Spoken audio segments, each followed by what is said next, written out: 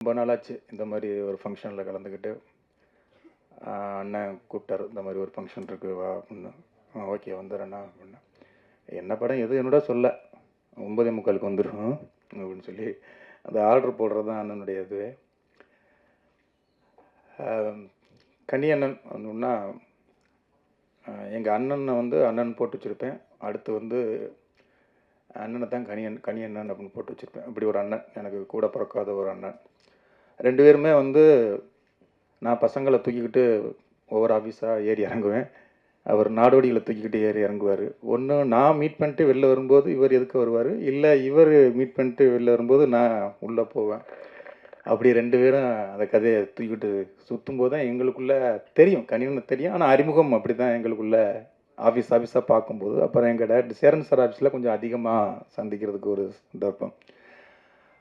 அப்புறம்தான் வந்து சசிகுமார் சார்கிட்ட கதை ஓகே பண்ணிட்டு போனால், அண்ணன் ஆல்ரெடி அங்கே உட்காந்துருக்காரு. வந்துட்டியா, வா வா நான் முன்னாலே உட்காந்துட்டேன் அப்படின்னு சொல்லி அங்கே சசிகுமார் சார் ஆஃபீஸில் தான் எங்களுக்கான நெருக்கம் அதிகமாகுது.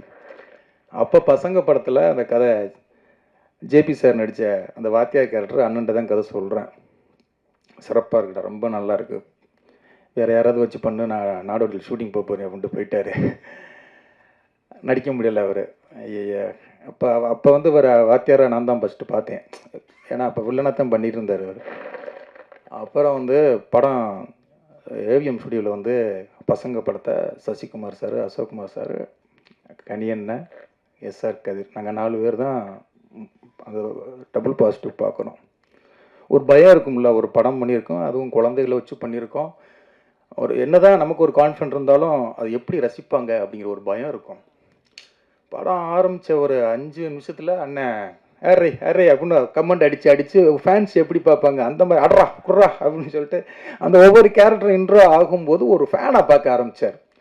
அப்பா அண்ணன் காப்பாற்றுறேன். ஏன்னா சசிகுமார் சாரையும் அசோக்குமாரையும் சிரிக்க வைக்கிறது ரொம்ப கஷ்டம். அவங்க சிரிக்கவே மாட்டாங்க. பசங்க கதை கேட்டுட்டு 2 பேரும் ஒருன்னு இருக்காங்க. எனக்கு பயம் வந்துருச்சு. எல்லா இடத்துலையும் சிரிச்சுப்பிட்டு கதையை ரிஜெக்ட் பண்ணுவாங்க, இவங்க சிரிக்காமே ரிஜெக்ட் பண்ணுவாங்க போலன்ட்டு நான் எஸ்ஆர் கதிர்கிட்ட வந்து ஐயய்யா இவங்க படம் பண்ண மாட்டாங்கங்க, இங்கே எல்லா இடத்துலையுமே சொன்னோம், போன இடம் பூரா கதையை சிரிச்சுட்டு ரிஜெக்ட் பண்ணுவாங்க, இவங்க சிரிக்க வைக்கிறது பெரியம்பாடாக இருக்குது இது அப்படின்னு. ஆனால் சசிகுமார் சார் கதையை கேட்டு கண்டிப்பாக இன்டர்வலில் சொன்னேன், இன்டர்வல் பிரேக் பண்ணிட்டு நான் ஸ்டாண்ட் அப் சொல்லாமே ஓடி போயிடுறேன் அப்படின்னு. அப்படி ஆளுங்க அவங்க 2 பேரும்.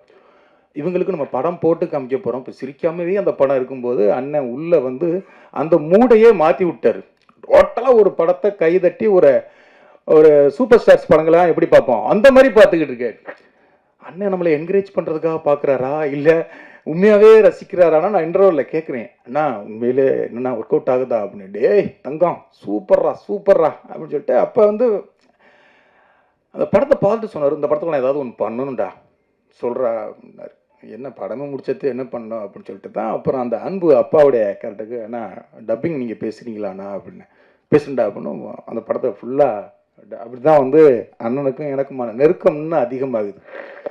அப்புறம் வந்து எல்லாத்துக்கும் வம்சத்துக்கும் அண்ணன் இந்த வில்லன் கேரக்டருக்கு டப்பிங் பேசி கொடுங்கண்ணா.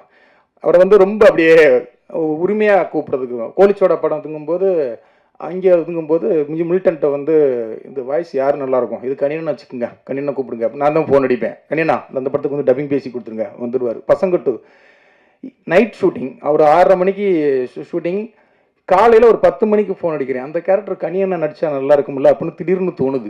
காலையில் ஒரு 9-10 மணிக்கு அடிக்கிறேன், அண்ணா எங்கேனா இருக்கீங்க அப்படின்னு. ஏன்னா சொல்லு அப்படிங்கிறாரு.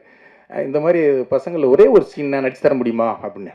எத்தனை மணிக்கு எங்கே வரணும் அப்படின்பார். அவ்வளோதான், வருவார் நடிப்பார், என்ன ஏதுன்னு மாட்டார். அப்புறம் டப்பிங்கில் தான் சந்திப்போம்.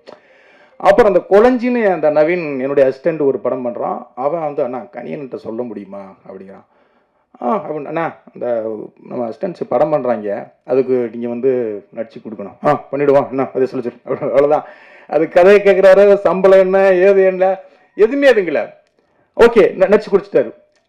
அப்புறம் பார்த்தா அவங்க சம்பளமாக ஒன்றுமே பேசவே இல்லை, இது பண்ணவே இல்லை. அண்ணன் ராபின்வுட் மாதிரி இருக்கிற இடத்துல நிறைய வாங்கி இல்லாத இடத்துல ராபின்வுட் பண்ணுறது மாதிரி இவர் இப்போ கம்பெனி பெருசாக இருக்கிறதுல நிறைய வாங்கிக்குவார், இல்லாதவங்கள்ட்ட சும்மா பண்ணி கொடுத்துருவார். அப்புறம் ஒரு நாள் எப்படின்னா போயிட்டுருக்கு அப்படின்னு, ஏன்டா பொண்ணு வைக்கிற இடத்துல பூவை வைக்கிறோம்னு சொல்லுவாங்க, இவங்கள்ட்ட பொட்டு கூட வைக்க மாட்டாங்க போல அப்படிங்கிறாரு. ஒன்றுமே கொடுக்கல. அதுக்கும் ஓகே போ என் தம்பி சொன்னான் பண்ணி கொடுத்துட்டேன் அப்படின்னு சொல்லிட்டு பண்ணி கொடுத்து முடிச்சுட்டு வந்துட்டார். அந்த மாதிரி நிறைய டைரக்டர்களுக்கு வந்து சின்ன படங்கள் சின்ன இதுன்னா அறிமுக இயக்குனர்கள் அப்படின்னா அண்ணன் போய் இப்போ முடிச்சு கொடுத்து வந்துடுவார். அதை கால்குலேட் பண்ணி பெரிய கம்பெனியில் சேர்த்து வாங்கிக்குவாருன்னு வச்சுக்கோங்க. அதை வாங்கி இங்கே ஃப்ரீயாக பண்ணி கொடுக்குறதுக்கு அது அண்ணனுடைய ஒரு மனசு வந்து பெரிய இது. அந்த மாதிரி இப்போ உண்மையிலே 10 நாளைக்கு முன்னால் திடீர்னு ஃபோன் அடித்தார். இங்கே இருக்கேன் அப்படின்னாரு. அண்ணன் இங்கே மாதிரி இருக்கேன், மீட் பண்ணுவோம் அப்படின்னாரு. நான் இல்லைண்ணே இப்போ நான் வெளில இருக்கேன் அப்படின்னாரு. சேர்ந்து போனால் பேசிக்கிட்டு இருக்கோம். 3 கதை சொல்லிட்டார். உட்காந்து கதையை சொல்லிக்கிட்டே இருக்கார். நாங்கள் மீட் பண்ணால் கதை தான் பேசுவோம். ஒன்று நான் சொல்லுவேன், இவ்வளோ சொல்லுவார். டக்கு டக்கு டக்கு டக்குன்னு பிரபாஸுக்கு ஒரு கதை சொல்கிறார், அவருக்கு ஒரு கதை, இங்கே ஒரு கதை அப்படின்னு கதை சொல்லி முடிச்சிட்டார். அப்போ நான் ஒரு மாதிரியா இருக்கேன். ஏன்டா ஒரு மாதிரியா இருக்கேன் அப்படின்னாரு. இல்லைண்ணா பண பிரச்சனைனா ஒரு 10 லட்ச ரூபா அப்படிங்கிறேன். அதுதானே 4 லட்சம் கொடுத்து விட்றேன், வீட்டுக்கு கொடுத்து விட்டாரு. எனக்கு பணம் இதுன்னா ஒரு 2-3 பேர்ட்ட சூரி இந்த மாதிரி ஒரு 2-3 நண்பர்கள் இருக்காங்க, அந்த மாதிரி மாற்றி மாற்றி வாங்கிக்குவோம். டக்குன்னு அப்படி வந்து அப்படி ஒரு கூட பிறக்காத ஒரு அண்ணன் தான் கணியண்ணன். அவருடைய ஃபங்க்ஷனில் தம்பிராமன் உடனே வந்து அண்ணன் ஒரு 10 போட்டுருமா அண்ணா அந்த இடத்துல சினிமாவில் வந்துக்கிட்டு அந்த இடத்துல உங்களை வச்சுருக்குது சந்தோஷம். நாங்களாம் அப்பப்போ வாங்கிக்குவோம், கொடுத்துக்குவோம். என்ன சூரி? இல்லை நிறைய இருக்கு அவர்கிட்ட. ராமாபுரத்தில் இருக்காருல்ல, அதனால நிறைய இருக்கும் அவர்கிட்ட. இருக்கிற இடம் ராமபுரம்ல, அதனால இங்கே நிறைய வரும்.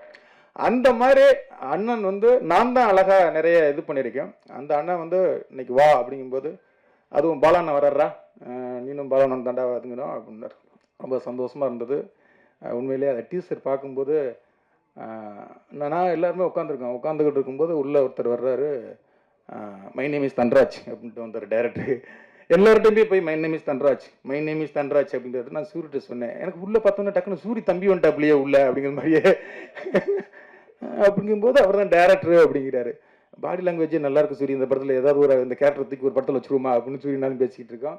உண்மையிலே பிரதர், இங்கே எங்களுக்கு ஒரு சந்தோஷ் சுப்ரமணியம்னு ஒரு படம் வந்தது, இதே மாதிரியான ஒரு நல்ல ஒரு ஃபீல் குட் ஃபிலிம். அதே மாதிரி இந்த படமும் இருக்கும் அப்படின்னு அதை டீச்சரை பார்க்கும்போதே தோணுது. கண்டிப்பாக கனியண்ணன் இந்த படத்தை இன்னும் வேறு ஒரு லெவலுக்கு கொண்டு போவார். அந்த டீம் எல்லாருக்கும், ஹீரோயின்லேருந்து டைரக்டர் ப்ரொடியூசர் எல்லாருக்கும் வாழ்த்துக்கள். நன்றி, தேங்க்யூ.